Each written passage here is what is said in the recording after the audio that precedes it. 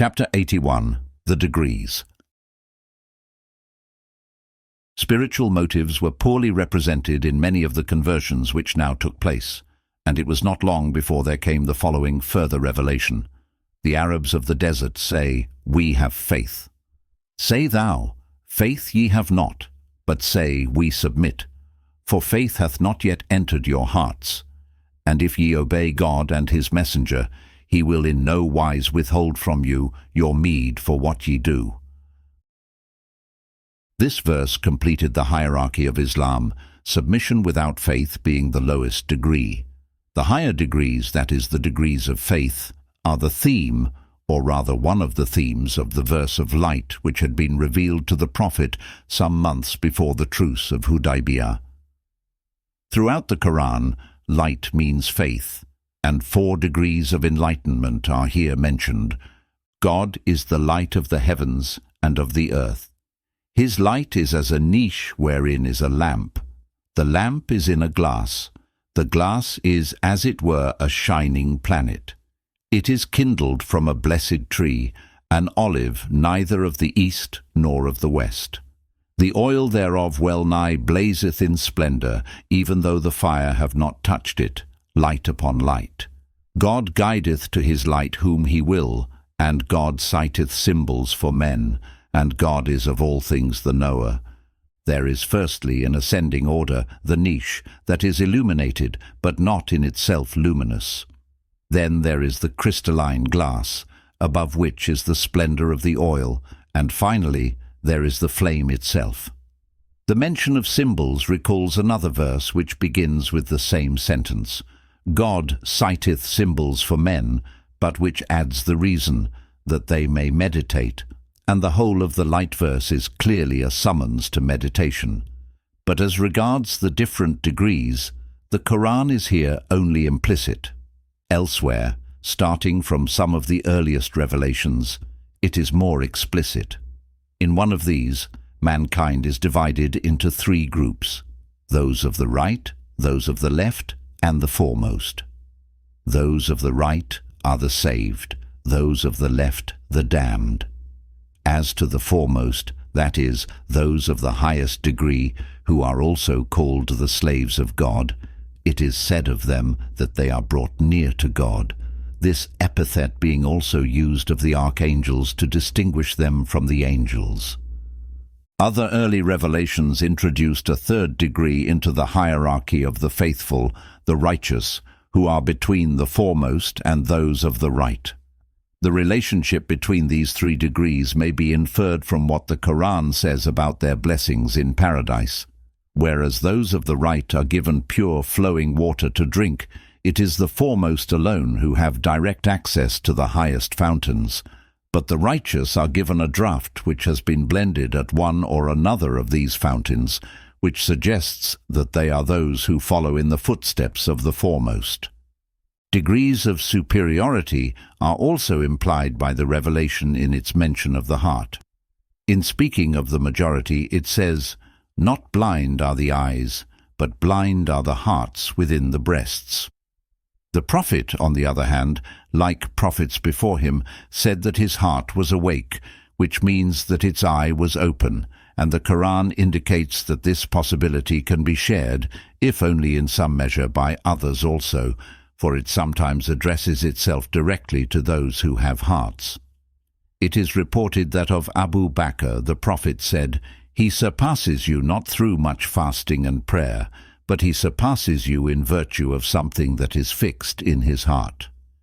The Prophet often spoke of the superiority of some of his followers over others, and in Mecca, at the time of the victory, when in his presence Khalid retorted angrily against Abd ar-Rahman ibn Auf, who had rebuked him, he said, "Gently, Khalid, let be my companions, for if thou hadst Mount Uhud all in gold and didst spend it in the way of God, thou wouldst not attain unto the merit of any man of my companions."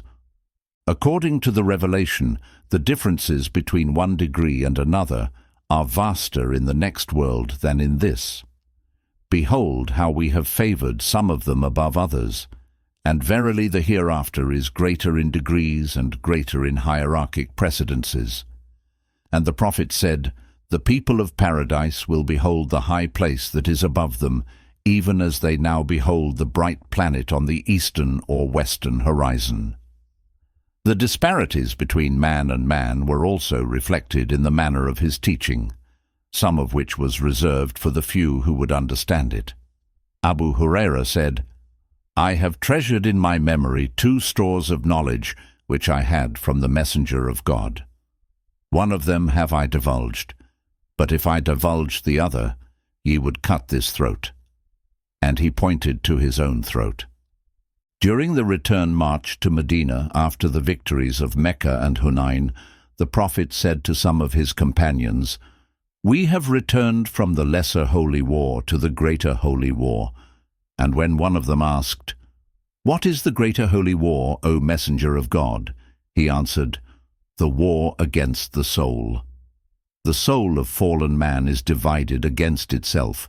Of its lowest aspect, the Koran says, 'Verily, the soul commandeth unto evil.' The better part of it, that is the conscience, is named the ever-upbraiding soul. And it is this which wages the greater holy war, with the help of the Spirit, against the lower soul.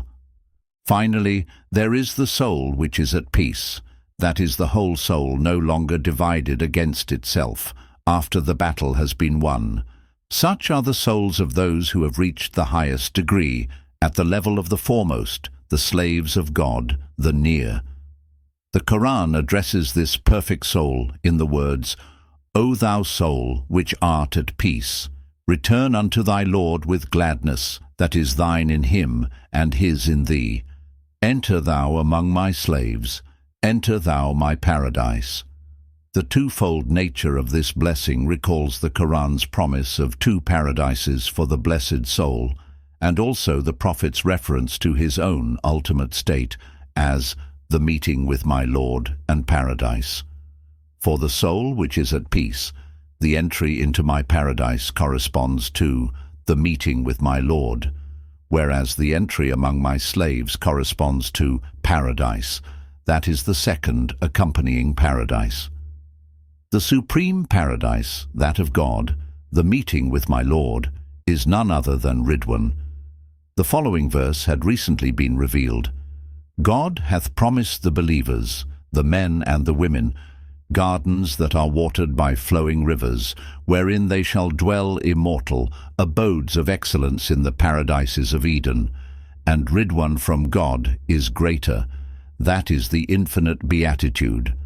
The Prophet also spoke of the supreme degree insofar as it can be reached during life on earth, and this saying is one of those which are called holy traditions, because they transmit the direct words of God. My slave ceaseth not to draw near unto me with devotions of his free will, until I love him. And when I love him, I am the hearing with which he heareth, and the sight with which he seeth, and the hand with which he graspeth, and the foot on which he walketh.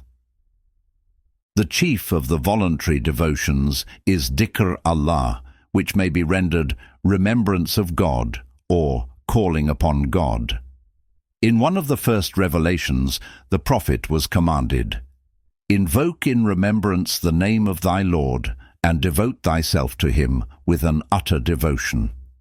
A later revelation says, "Verily the ritual prayer preserveth from iniquity and abomination, but the remembrance of God is greater." With reference to the heart's blindness and its cure, the Prophet said, "For everything there is a polish that taketh away rust, and the polish of the heart is remembrance of God." And when asked who would rank highest in God's esteem on the day of resurrection, he answered, "The men and the women who invoke God much in remembrance." And when asked if they would rank even above the man who had fought in God's path, he answered, "Even though he wielded his sword amongst infidels and idolaters until it was broken and smeared with blood, yet would the rememberer of God have a more excellent degree than his."